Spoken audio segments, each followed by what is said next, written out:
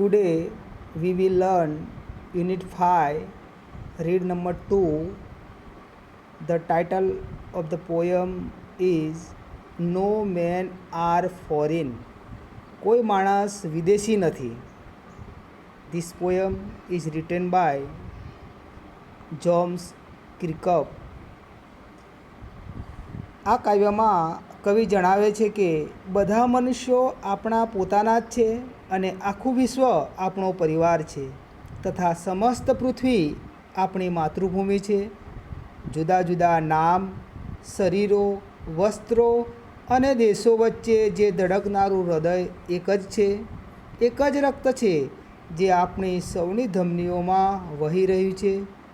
જેમને આપણા દુશ્મનો સમજીએ છીએ તે મનુષ્યો પણ આપણા જેવા જ છે અને તેમનામાં પણ એ તમામ લાગણીઓ, ગુણો, દુર્ગુણો, ઇન્દ્રિયો વગેરે જે રહેલા છે જે આપણામાં છે.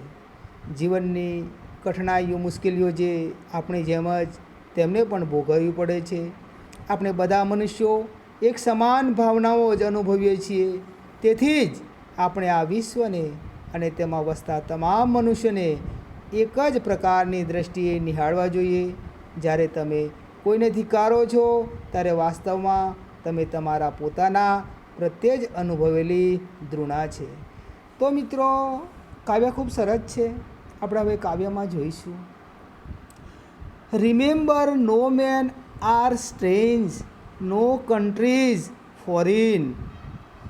Beneath all uniforms, a single body, a breath is.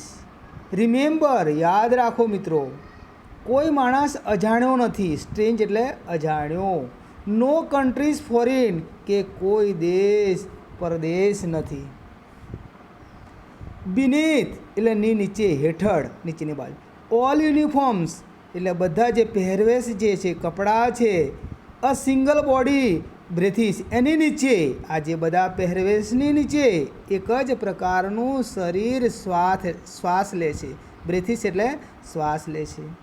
Like hours, આપણી જેમ જ. The land our brothers walk upon is earth like this in which we all shall lie. જે કે આપણી જેમ જ આપણા ભાઈઓની જમીન પણ આ પૃથ્વી પર જ રહેલી છે કે જેમાં આપણે બધા અસ્તિત્વ ધરાવીએ છીએ. In which we all shall lie. They too aware of sun and air and water. તેઓ પણ આપણી જેમ જ સૂર્ય, પૃથ્વી અને પાણીથી જીવન જીવે છે. Are fed by peaceful harvest, by war's long winter starve. STARV એનું શોર્ટ ફોર્મ આપેલું છે, સ્ટાર્વ. શું કહે છે કે લાંબા એવા શિયાળાના યુદ્ધથી ભૂખ્યા એવા તેઓ પણ શાંતિથી ફસલ અને સિંચન કરે છે. Their hands are ours and in their lines we read. તેઓના હાથ પણ આપણા જ છે અને તેમના હાથની જે રેખાઓમાંથી આપણે વાંચી શકીએ છીએ.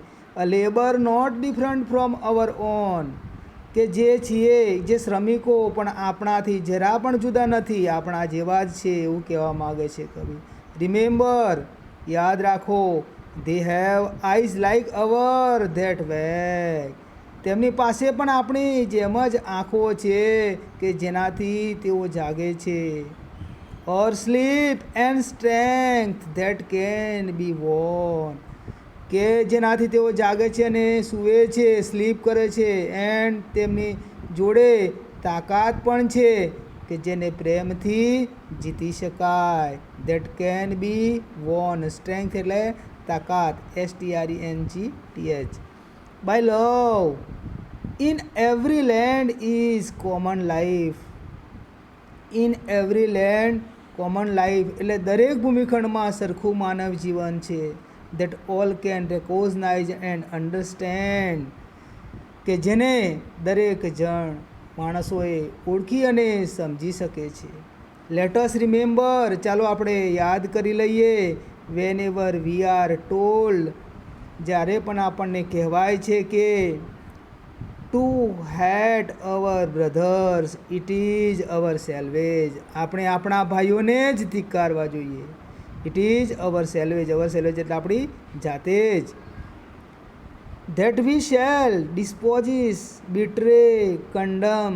શું કહે છે કે ધેટ શેલ વી ડિસ્પોઝ, તો તેના થકી તો આપણે પોતાને જ નિર્વાસિત કરીએ છીએ, બિટ્રે દગો કરીએ છીએ, અને કંડેમ એટલે પોતાની જ નિંદા કરીએ છીએ.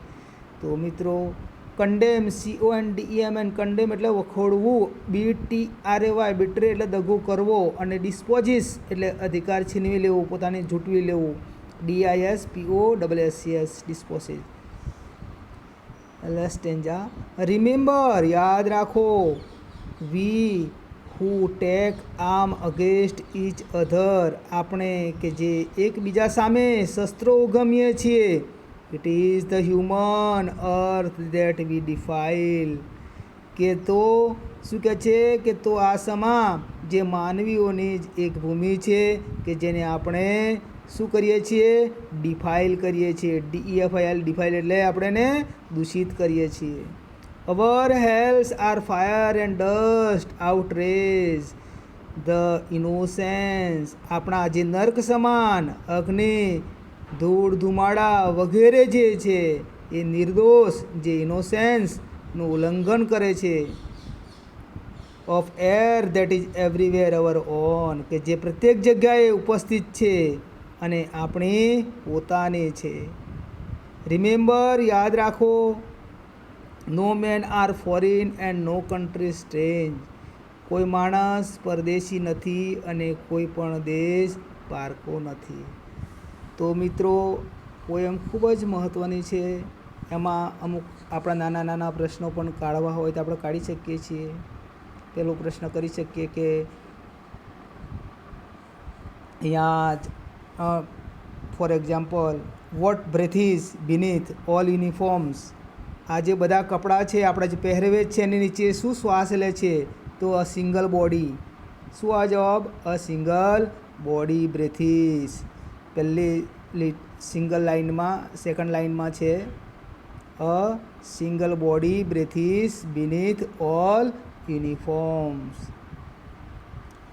વેર shall we all lie in the end આપણે હંમેશા છેલ્લે ક્યાં જવું પડતું હોય છે, તો we shall all lie in the earth in the end. આપણો અંત ક્યાં છે? પૃથ્વી પર જ છે મિત્રો.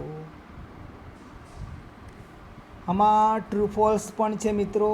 એમાં C23માં જુઓ, એક્સરસાઇઝમાં C23માં the poem is about universal brotherhood and establishment of peace. આ ભાઈચારો અને શાંતિ સ્થાપવા માટેનું કાવ્ય છે. એટલે ટ્રુ આવશે. શું આવશે? ટ્રુ આવશે. ખરું, right. We should take arm against each other in times of war આપણે એકબીજાના હથિયારો ઉગમવા જોઈએ નહીં. ફોલ્સ આવશે. Every land is strange and it is difficult to understand their people. False.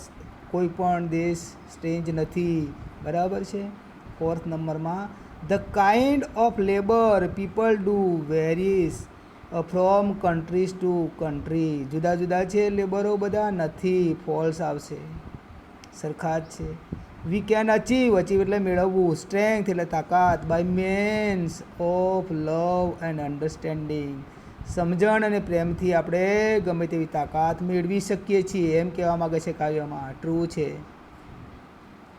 Van a war break out between nations જ્યારે યુદ્ધો ફાટી નીકળે છે, it is our mother earth that we pollute અને એનાથી આપણી જે માતૃભૂમિ છે, જે ધરતી માતા છે એ પ્રદૂષિત થાય છે. ટ્રુ આવશે મિત્રો. તો કાવ્ય ખૂબ જ સરસ છે મિત્રો અને સારી રીતે તમે સમજી ગયા હશો એવી હું આશા રાખું છું.